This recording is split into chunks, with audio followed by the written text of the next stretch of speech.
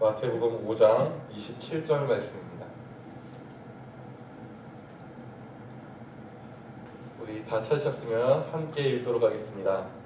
또 간음하지 말라 하였다는 것을 너희가 들었으나. 아멘. 우리 계속 마태복음 말씀을 나누고 있습니다. 이제 이번 마태복음 말씀 나누면서 특히나 5장의 말씀 가운데 우리가 예수님이 율법의 완성은 사랑으로 하셨다는 사실을 우리는 알 수 있고, 우리는 그 사랑의 율법 안에서 우리가 이 음욕을 어떻게 봐야 되는가 오늘 한번 같이 살펴보았으면 좋겠습니다. 예수님이 굉장히 사실 꺼리는 이야기를 꺼낸 겁니다. 그렇지 않습니까? 우리가 사람들 많은 데서 음욕에 대해서 나눈다, 혹은 뭐 불륜에 대해서 나눈다. 이거 굉장히 불편하고요, 굉장히 듣기 싫습니다. 근데 예수님이 갑자기 그 예민한 이야기를 꺼낸 겁니다. 물론 이 음욕이나 간음에 대해서 우리가 뭐 말로 더할 게 있겠습니까? 다 알고 있는 거죠. 그래서 이 음욕에 관한 거를 예수님이 왜 꺼내셨는지, 그리고 그것을 하지 말아야 되는데 왜 하지 말아야 되는지 예수님이 계속 강조를 하시는데 도대체 왜 그러는 걸까요? 예수님이 이렇게 이야기하십니다. 음욕을 품고 여자를 품은 자마다 이미 마음에 간음을 했다라고 이야기를 하십니다. 이 말씀은 우리가 일시적인 유혹에 대한 말씀은 아닙니다. 일순간 사탄이 우리 마음속에 주는 유혹을 이야기하지 않습니다. 그러니까 쉽게 얘기하면 이런 거죠. 저기 예쁜 여자가 지나갈 때 남자들이 이렇게 눈이 돌아가잖아요. 이걸 이야기하는 건 아닙니다. 이 유혹은 어떤 것, 여기서 보다라는 단어는 어떤 의미를 가졌냐면 통찰하다 혹은 관찰하다라는 의미를 갖고 있습니다. 그러니까 뭐냐면 음욕을 가지고 다분히 의도적으로 한 여성을 관찰하는 행위를 이야기합니다. 마치 우리가 성경에 이 예시가 아주 잘 나와 있는데요, 다윗과 밧세바의 이야기를 보면 아주 우리는 잘 알 수 있습니다.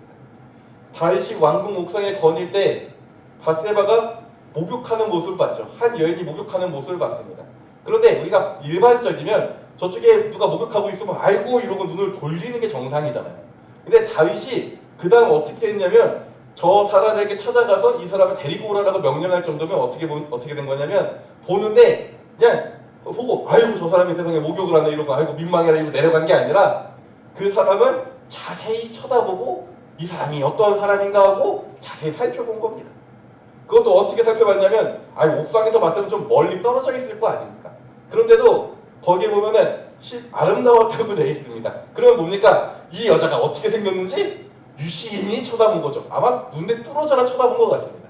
그리고 보면은 그 위에 집에 왕궁 주변에 집이 얼마나 많겠습니까? 그렇잖아요. 왕궁 주변에 집이 많을 텐데 그 집 중에서 어느 집인지 콕 집어서 저 집에 있는 여인을 데려오라고 얘기할 정도면 저 집이 어디인지, 이 집이 이렇게 어디, 우리가 뭐 위에 몇 번지라고 써져 있는 것도 아닐 텐데 그 집이 어디 있는지까지 세심하게 살필 정도로 다윗은 다분히 의도를 가지고 음욕을 품고 밧세바를 보고 범죄하게 되는 거 우리는 볼 수 있습니다. 이런 거를 이야기하는 겁니다. 그러면 우리는 이렇게 생각합니다. 목사님, 우리가 음욕에 넘어갈 나이는 이미 지났지 않습니까? 우리에게 음욕이 무슨 상관입니까? 이제는 그럴 때는 지났어요. 그건 젊은 사람한테 얘기를 해야지. 우리같이 나이 든 사람한테 얘기하면 그 되겠습니까? 이렇게 생각이 들 수 있습니다. 하지만 이것은 우리와 굉장히 밀접한 관련이 있습니다. 왜냐하면 이 말씀은 단순히 음욕에 대한 말씀만으로 그치지 않기 때문입니다. 만약 음욕에 대한 말씀이라고 우리가 한정 짓게 되면 그 다음에 이어지는 29절 30절의 말씀이 잘 안 이어집니다. 다음 29절 30절 제가 읽어드리겠습니다. 만일 내 오른 눈이 너를 실족하게 하거든 빼어내어 버리라. 내 백체 중 하나가 없어지고 온몸이 지옥에 던져지지 않는 것이 유익하며, 또 만일 내 오른손이 너를 실족하게 하거든 찍어내 버리라. 내 백체 중 하나가 없어지고 온몸이 지옥에 던져지지 않는 것이 유익하니라 라고 되어 있습니다. 그럼 우리 생각해 봅시다. 오른쪽 눈을 빼면은 그 마음속에 불붙은 그 음욕이 사라집니까? 아니죠. 어떻습니까? 오른쪽을 빼면 이 음욕이 왼쪽에 불타오릅니다. 그렇죠? 그러면 오른손을 자르면 이 사람이 음욕이 사라지나요? 아니죠. 오른손을 잘라도 왼손에 음욕이 가득해집니다. 우리 전에 예전에 이제 굉장히 유명했던 사람이 있습니다. 그 오체 불만족이라는 책을 쓴 사람이 있죠. 그 오토다케 히로타다라는 사람인데요. 어떤 사람이냐면 손도 없고 발도 없고요. 이렇게 휠체어를 타고 다닙니다. 손도 없고 발도 없습니다. 이 사람이 오체 불만족이라는 책을 써서 굉장히 인기를 끌었는데 그리고 나서는 그 책을 쓰고 나서 결혼까지 했습니다. 손도 발도 없는데 결혼까지 했어요. 그럼 어떻습니까? 이 사람은 음욕이 불붙듯이 흐르지 않아야 될 것 같잖아요. 그런데 놀랍게도 이 사람이 아내와 결혼한 다음에 5명의 여성하고 불륜을 저지릅니다. 놀랍죠? 이게 손이 없고 발이 없다고 불륜을 저지르지 않습니까? 음욕이 사라집니까? 아니요. 그것과 전혀 상관없는 거예요. 그러므로 이 말씀은 우리가 굉장히 물리적으로 내가 음욕이 들끓으니까 오른 눈을 빼야지, 내가 음욕이 들끓으니까 오른팔을 잘라야지 이렇게 이해해서는 안 되는 겁니다. 이거를 물리적으로 이해하다 보니까 어떻게 되냐면 저 사막의 수도사들처럼 됩니다. 그래서 초기 수도사들이 광야에 나가 수도원을 만들어서 어떻게든 죄랑 멀어지려고, 물리적으로 죄랑 멀어지려고 노력을 했습니다. 근데 어떻게 됐습니까? 죄랑 멀어졌습니까?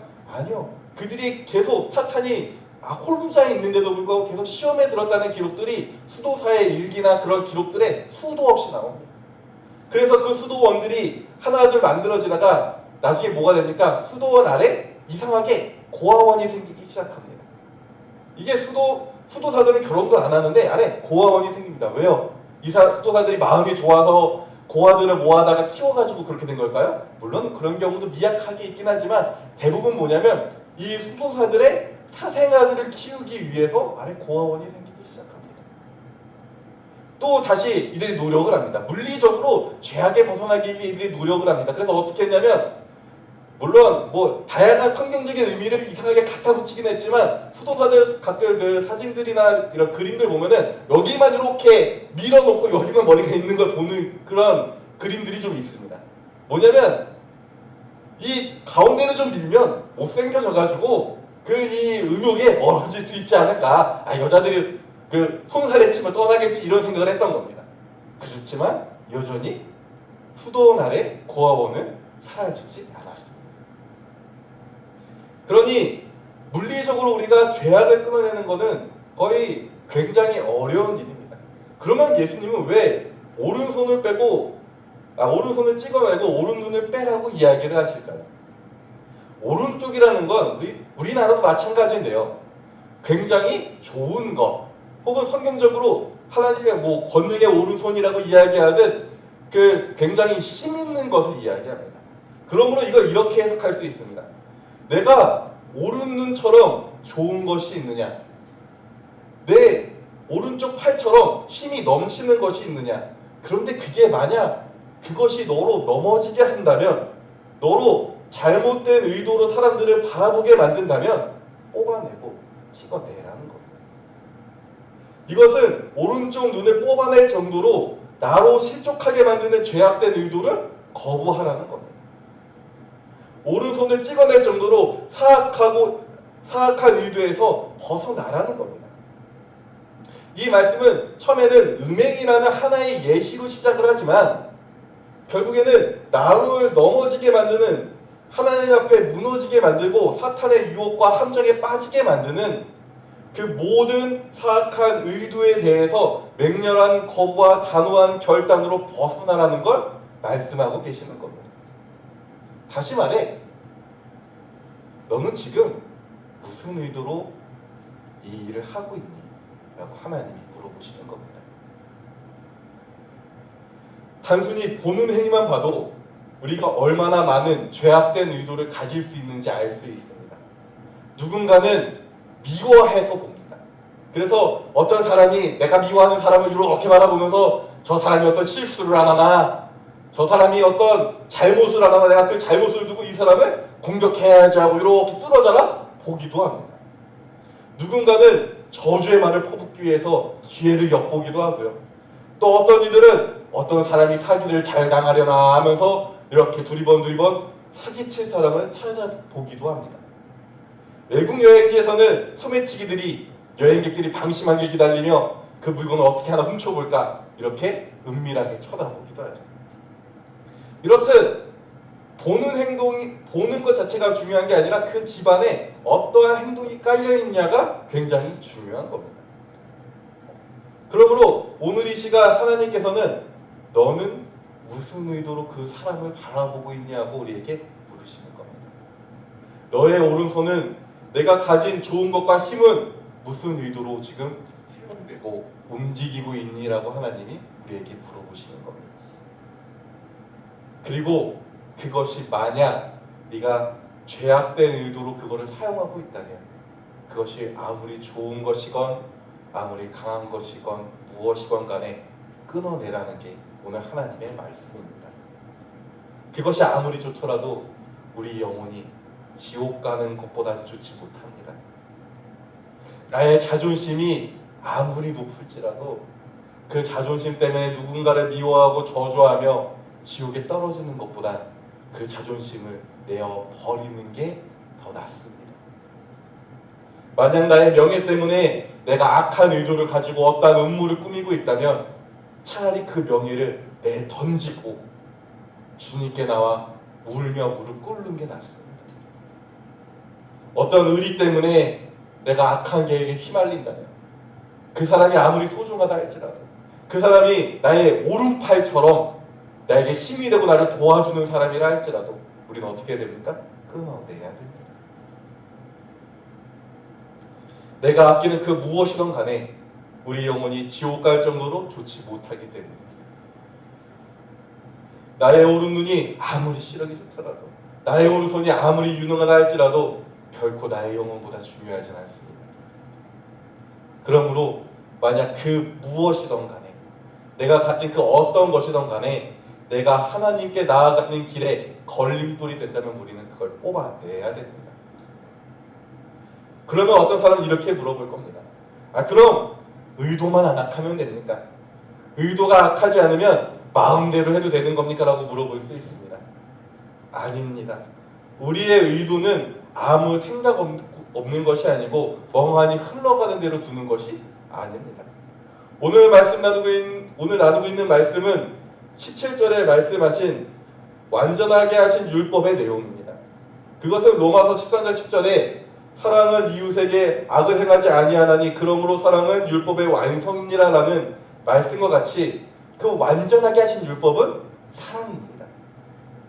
그러면 이 큰 맥락 안에서 우리는 우리의 의도가 무엇이어야 되는지 알 수 있습니다. 뭐냐면 하나님의 사랑이어야 됩니다. 이거는 내가 습관적으로 좋은 행동을 하라는 것이 아닙니다. 내가 여유가 되니 좀 치근한 마음을 가져라 이런 것도 아닙니다. 이것은 누가 시켰으니 해라 이런 것도 아닙니다. 요한일서 4장 10절에서 11절 말씀과 같이 사랑은 여기 있으니 우리가 하나님을 사랑한 것이 아니요 하나님이 우리를 사랑하사 우리 죄를 속하여 화목제물로 그 아들을 보내셨음이라. 사랑하는 자들아 하나님이 이같이 우리를 사랑하셨은즉 우리도 서로 사랑하는 것이 마땅하도다라고 되어 있습니다. 그러니까 뭡니까? 우리의 의도는 뭡니까? 사랑의 의도를 가지고 살아가는 겁니다. 내가 오늘 걷습니다. 걸으면서 누군가를 만납니다. 그러면 내가 그 사람과 인사할 때 그냥 저 사람 지나가네 하고 그냥 어쩔 수 없이 인사하는 게 아니라 어떻게 인사하라고요? 사랑의 의도를 가지고 인사하는 겁니다. 그 사람을 사랑하는 마음으로 인사하는 겁니다. 내가 누군가에게 음식을 대접할 때도 사랑하는 마음으로 대접하는 겁니다. 내가 저 사람이 미운데도 불구하고 미워 죽겠네 이러고 악수하고 미워 죽겠네 그러고서는 미운 놈 떡 하나 더 준다 이렇게 주는 것이 아니라 사랑하는 마음으로 우리가 행동하고 사랑하는 의도로 그들을 사랑해 주는 겁니다. 이것은 우리가 어떤 사랑할 수 있는 능력이 있다던가 우리가 선한 사람이어서 하나님이 말씀하는 게 아닙니다. 우리 방금 전 요한일서 4장의 말씀을 들었듯 우리 사랑은 어디서 시작됩니까? 하나님이 먼저 사랑하시는 것에서 시작되고 그 사랑받은 내가 그 사랑을 전달할 의무를 가지고 그 의도를 가지고 살아가는 겁니다. 지난주 우리의 삶은 어땠습니까? 어떤 의도와 어떤 방법을 가지고 살아가셨습니까? 그리고 어떻게 이 자리까지 나아오셨습니까? 우리 한번 좀 돌아봅시다. 지난주 내가 했던 그 수많은 행동과 수많은 관계 가운데 내가 사랑의 의도를 가지고 한 게 얼마나 됩니까? 아니면 혹시 우리 안에 끊어내야 하는 것들이 많이 있습니까? 만약 우리가 사랑으로 살아오셨다면 감사합니다. 축복합니다. 매 순간 그 사랑을 따라 주님을 향해 나아가시길 간절히 소망합니다. 하지만 만약 우리 안에 내 오른손과 같은 거, 내 오른 눈과 같은 힘이 있지만 끊어내야 되는 게 있다면 그것이 무엇이든 내 영혼보다 소중하지 않다는 걸 기억하시기를 소망합니다. 그것을 가지고 지옥에 가는 것보다 그것이 아무리 소중하다 하더라도 그것이 아무리 나에게 힘이 된다 할지라도 그것을 통하여 내가 악한 의도를 가지고 살아가게 된다면 그것을 가지고 내가 사랑이 아닌 다른 무언가를 가지고 살아가게 만든다면 끊어내십시오. 그걸 끊어내고 천국에 가는 것이 더 아름답고 더 이롭습니다. 기도하겠습니다.